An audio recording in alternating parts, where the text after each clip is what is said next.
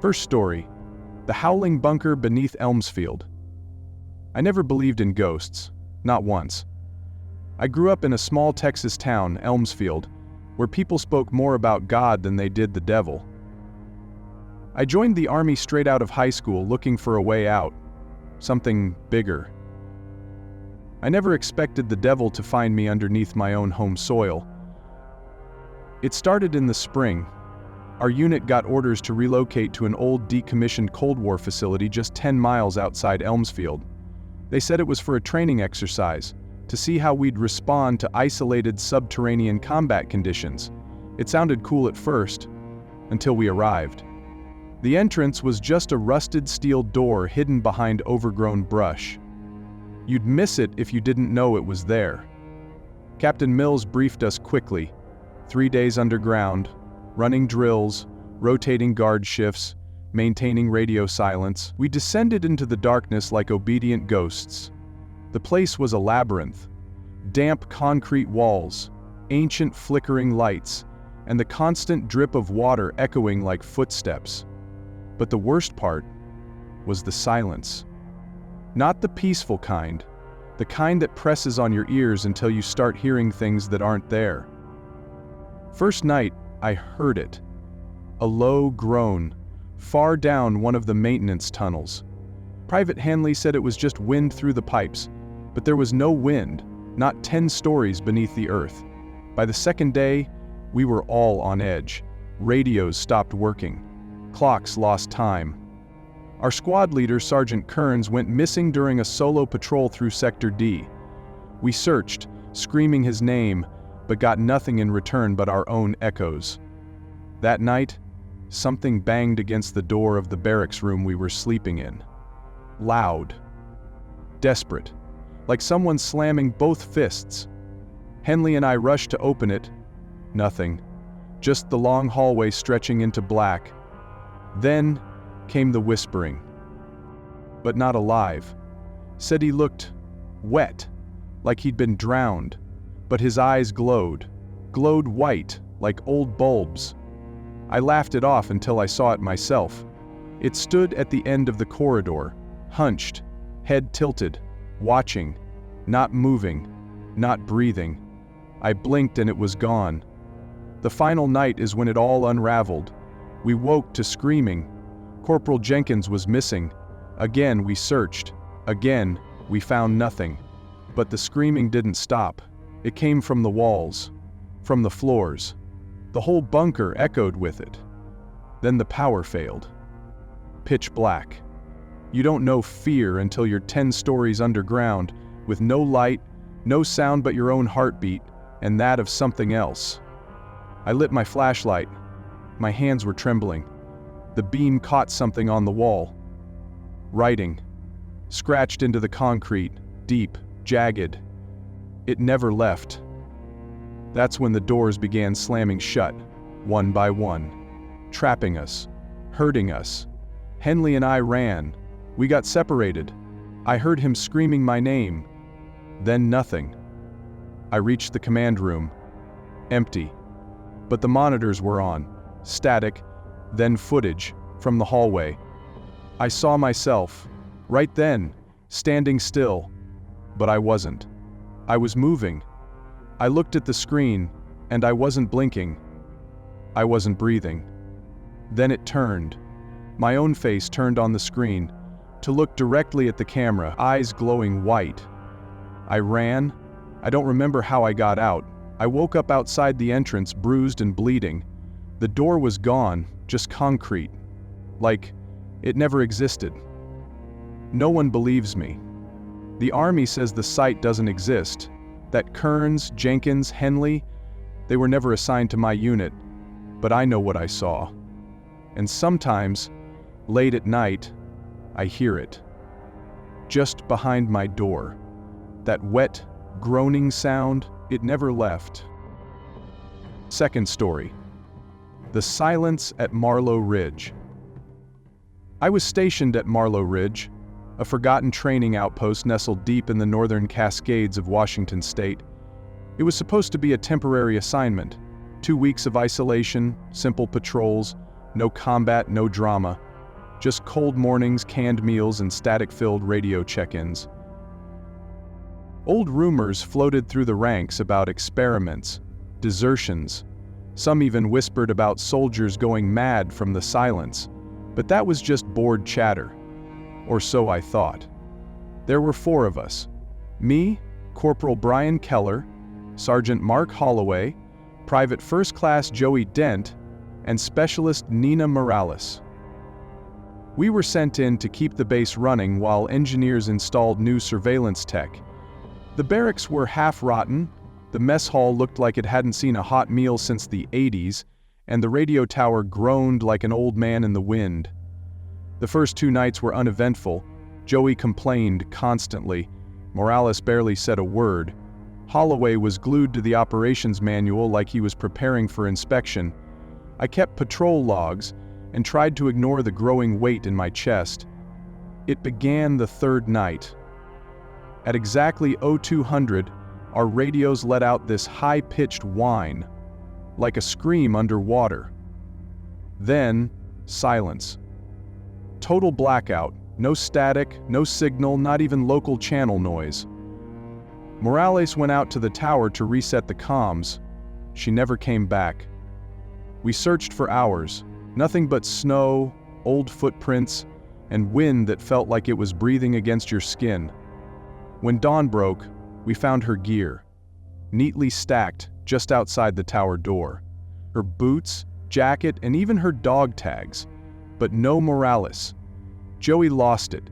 He kept saying he heard someone whispering his name out there, just past the tree line. Holloway tried to calm him down, but the kid was already gone in the head. That night, he slit his wrists in the showers. We found his body the next morning, water still running, the words, "He's watching," carved into the wall with something sharp. Holloway wanted to call for evac. I agreed, but the radio was fried, and our safe phone was dead. We were completely cut off. That's when we noticed something. Off. Every night at exactly 0200, that same sound came again. The underwater scream.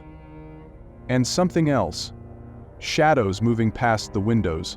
Tall, slow figures that never made a sound. No footsteps, no breath, just presence. On the 5th night, Holloway set up motion sensors outside the barracks. He stayed up to monitor them. I woke up to the sound of him screaming. I ran to the ops room. The monitors were filled with static except one. It showed Holloway standing at the edge of the woods, his back to the camera, perfectly still. Then, slowly, a shape emerged behind him, tall, impossibly thin, its limbs stretching like black vines. It hovered just behind his head. Then, the feed cut. When I ran out, there was no sign of him. Just his headset, still humming with that unholy static. I was alone. The nights grew longer. The sound came earlier. Sometimes, I swore I could hear Holloway's voice outside, calling me by name. Other times, it was Morales. Once, even my mother's voice. I boarded up the windows, slept with my rifle in my hands. I didn't dare leave. Then came the final night. I woke up choking. Not on smoke, not on gas, on silence. It filled the room like fog, thick and vibrating. My ears rang as I opened the door to find the entire outpost blanketed in black snow. The sky above was red. No stars, no moon, just pulsing red, like a heartbeat. And in the center of the compound, they stood. Dozens of them. Silent. Watching. Their faces were wrong. Smooth. Empty. Familiar. One of them wore Morales' jacket. Another had Joey's gait. A third, Holloway's broken wristwatch, dangled from its branch-like arm. They moved toward me without sound. I fired every round I had, screamed until my throat tore, but they kept coming. The last thing I saw was my own face staring back at me from one of them. They didn't kill me. They took me. And now I'm still here. If you're hearing this, stay away from Marlow Ridge. They don't want you dead. They want you quiet. Third story, Whispers from Camp Grady. I never believed in curses. Not until Camp Grady. It was somewhere deep in the Arkansas woods, a decommissioned Army training site, abandoned after some incident in the late 80s.